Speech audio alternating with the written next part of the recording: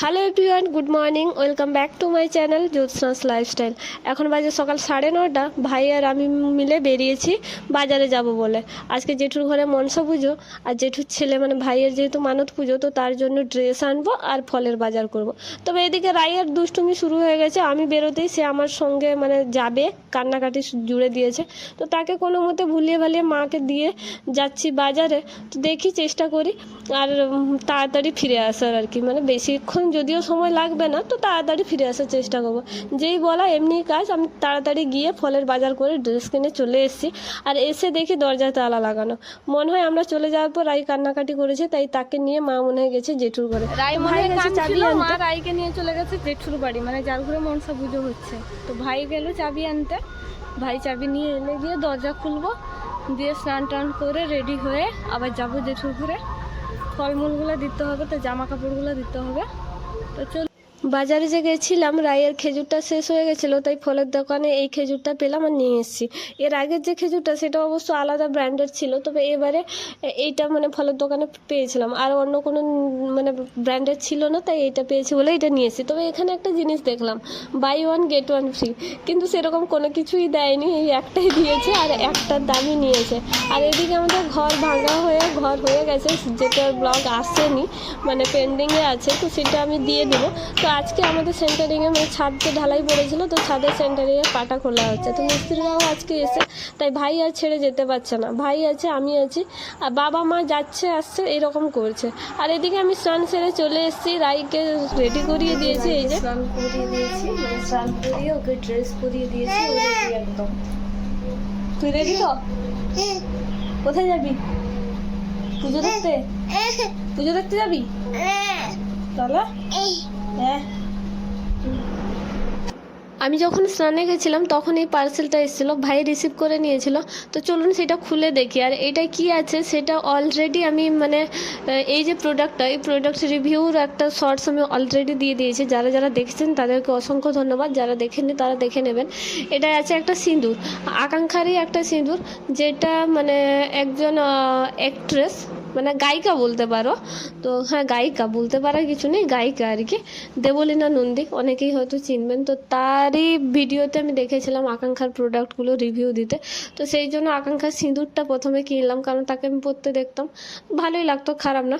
সেই কারণে আকাঙ্ক্ষার সিঁদুর একটা লিকুইড সিঁদুর অর্ডার করেছিলাম। আমি যেহেতু লিকুইড সিঁদুরই পরি, তো সেই কারণে অর্ডার করেছিলাম। আর এখানে আমি মেরুন কালারটা অর্ডার করেছিলাম। আর রাই তো বারবার ছাড়িয়ে নিচ্ছিলো, মানে মা তো চলে গেছে জেঠুর ঘরে, ভাই আছে ঘরে, মিস্ত্রি এসছে বলে ভাই সেখানে লাগছে।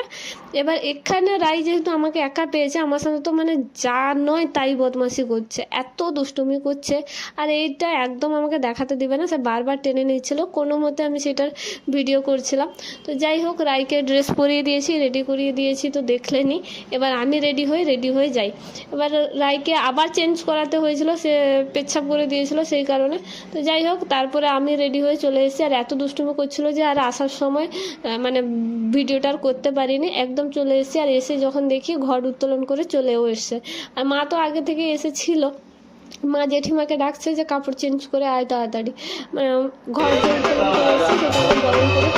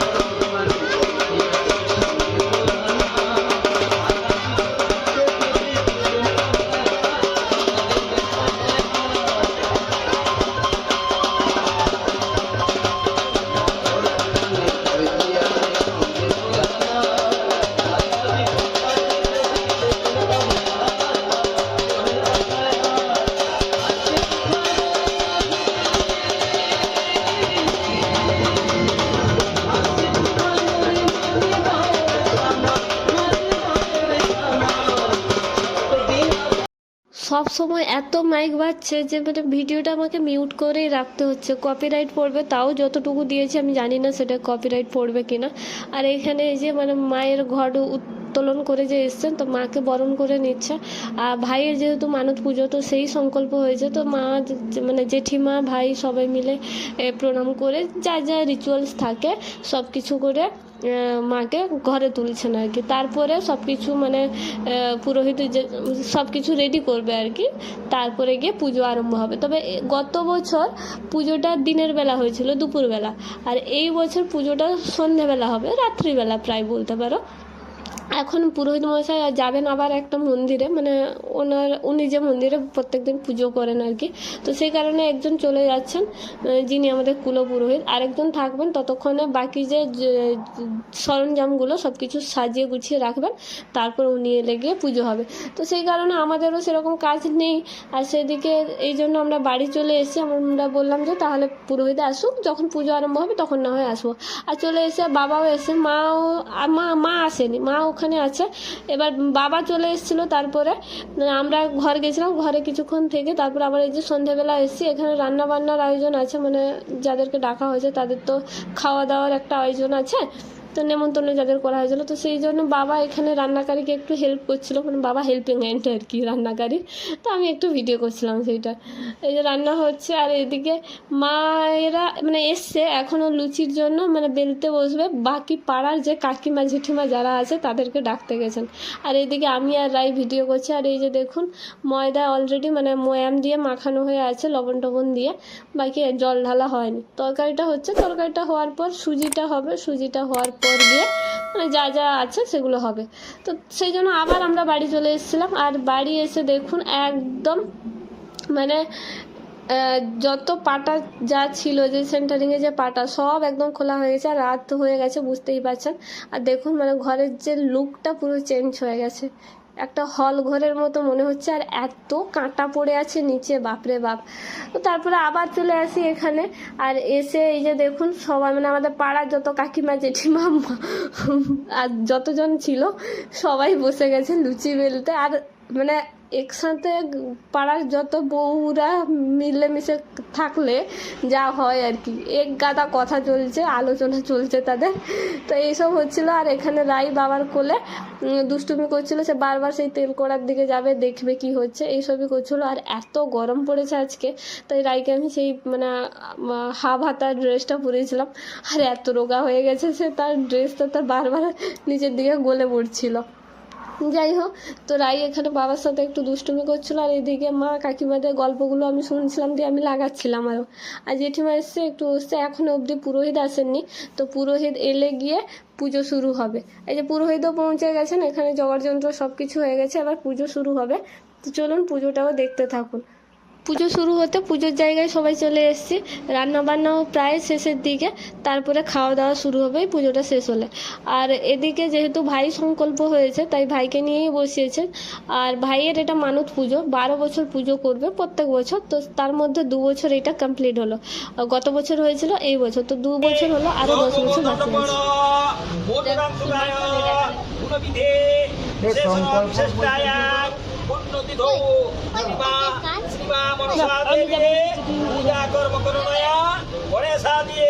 পঞ্চদেবতা সহিত পুরীরনাগ অষ্টনাগ পরিবৃতা হয়ে মনসাঘান সহিতায় প্রভুতুকা হয়ে সংক্রমঙ্গ বিশ্বে করোনার ধূমে নমঃ।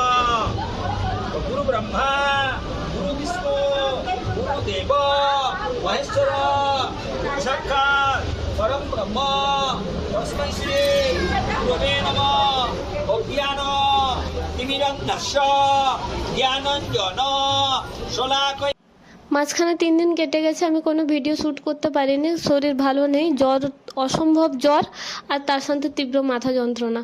আজকে ভিডিওটা শ্যুট করছি, মানে আমি শুয়েছিলাম লিটারেলি, ফোন এলো যে আপনার একটা পার্সেল আছে, আবার যেতে হলো একদম পুরো বাস স্ট্যান্ড অবধি। ওনাদেরও মানে গাড়ি ভর্তি মাল ছিল, তো সেই জন্য বাড়ি অবধি আসেনি, মানে বাস স্ট্যান্ড অবধি গিয়ে নিয়ে এলাম।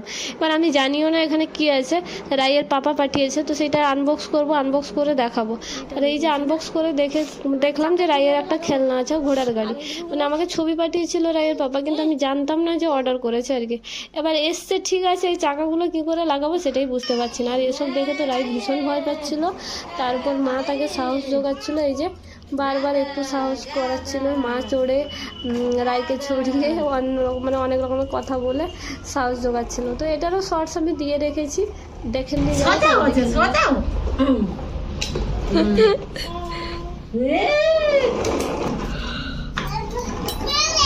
হ্যাঁ বাবা।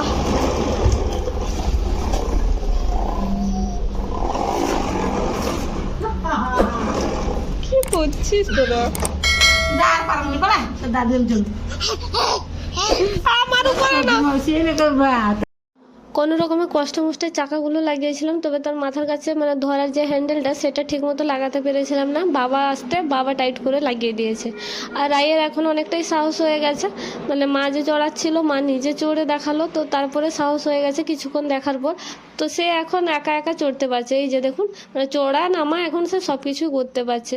যাই হোক, আজকে ব্লগটাও আমি এখানেই শেষ করলাম। আর মায়ের কথা শুনে তো বুঝতেই পারছেন যে আমাদের ঘরোয়া ভাষা একটা আলাদা আছে, মানে বাংলায় কথা বলি না। তো কেমন কথা বলি সেটা ব্লগ যদি দেখতে চাও তাহলে কমেন্ট করে বলো, অবশ্যই আনবো, মানে আমাদের ঘরোয়া ভাষাটা ঠিক কীরকম।